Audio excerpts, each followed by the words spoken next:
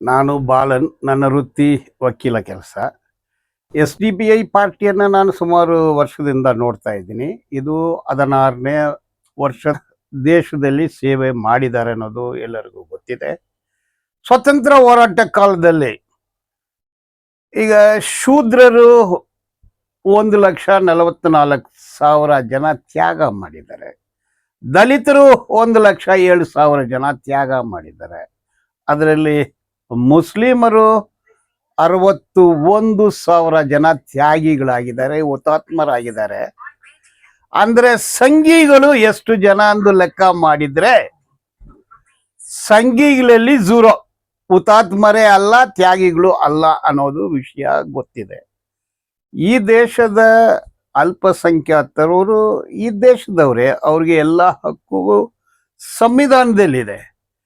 Article 25, 26, 27 freedom of practicing, propagating, preaching religion is guaranteed. That's their own personal.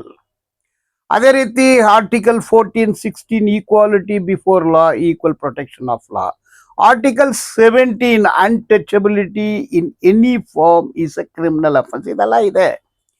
ಅಂದ್ರೆ ಯಾರು patriotism ಅನ್ನ ಅದಕ್ಕೆ ನಾವೇ ಮಾಸ್ಟರ್ ಎಂದು ತಗೊಳಕಿಲ್ಲ. ಈ ದೇಶದಲ್ಲಿ SDPI ಪಾರ್ಟಿ ಕೋವಿಡ್ ಸಂದರ್ಭದಲ್ಲಿ ಅವರೊಬ್ಬರೇ ಬೀದಿಗೆ ಇಳಿದು ಕೆಲಸ ಮಾಡಿದ್ರು. ಈ ತರ ಎನ್ವೈರ್ಮೆಂಟಲ್ ಇಶ್ಯೂ, ಪರ್ಸನಲ್ ಇಶ್ಯೂ, ಸಮಾಜದ ಇಶ್ಯೂ ಎಲ್ಲ ಕಡೆನೇ ವರ್ಕ್ ಮಾಡ್ತಾರೆ. ಅದೇನು ಅಲ್ಪಸಂಖ್ಯಾತರಿಗೆ ಸೇರಿರೋ ಒಂದು ಪಕ್ಷ ಅಲ್ಲ.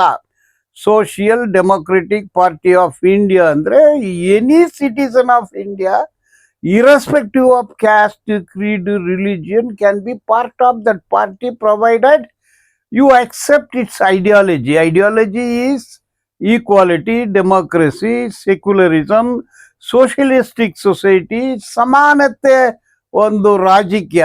ಅಂದರೆ SDPI ರಾಜಕೀಯ ಅಂದರೆ ಸಾಮಾನ್ಯ ಜನರ ರಾಜಕೀಯ, ಅಲ್ಪಸಂಖ್ಯಾತರ, ದಲಿತರ, ಶೂದ್ರರ, ಶೋಷಿತ ವರ್ಗದವರ ರಾಜಕೀಯ. ಈ ರಾಜಕೀಯ ಆಡಳಿತ ವರ್ಗಕ್ಕೆ ವಿರೋಧವಾಗಿ ಇರಬಹುದು. ಆಡಳಿತ ವರ್ಗ ಇಡೀ ದೇಶವನ್ನು ಲೂಟಿ ಮಾಡ್ತಾರೆ. ಸೊ ಲೂಟಿಗೋರಕ್ಕೆ ವಿರೋಧವಾಗಿ ಕೂಡ ಈ ಪಕ್ಷ ಕೆಲಸ ಮಾಡ್ತಾ ಬರ್ತಾ ಇದೆ. ಈ ಪಕ್ಷ ಬೆಳಿಬೇಕು, ಅವರು ರಾಜಕೀಯದಲ್ಲಿ MP MLA ಆಗ್ಬೇಕು, ದೇಶ ಸೇವೆ, ದೇಶಭಕ್ತಿ ಎಲ್ಲ ಕೂಡ ಜನರಿಗೆ ಹೇಳಬೇಕು ಅಂತ ಹೇಳಿ ಶುಭಾಶಯಗಳು ಹೇಳ್ತೀನಿ.